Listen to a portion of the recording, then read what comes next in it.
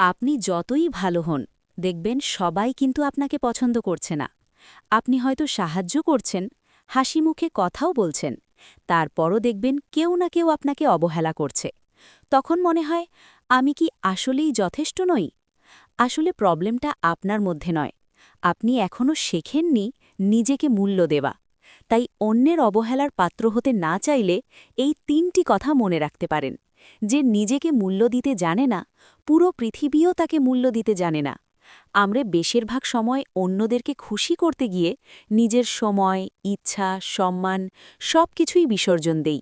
তারপরও সবাইকে খুশি করতে পারি না। আপনি যতই ভালো হন, কেউ না কেউ আপনার খুঁত বের করবেই। তাই অন্যরা যে যাই বলুক, নিজেকে নিজে কখনোই মূল্যহীন ভাববেন না। যতক্ষণ না আপনি না বলতে শিখবেন, ততক্ষণ মানুষ আপনাকে ব্যবহার করবে।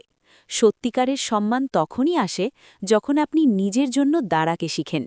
সবাইকে খুশি করার চেষ্টা মানুষকে ছোট করে, কিন্তু আত্মসম্মান মানুষকে বড় করে।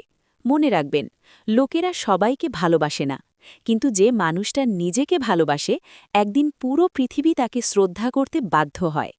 অন্যের অবহেলার পাত্র হতে না চাইলে এই কাজগুলো মেনে চলুন।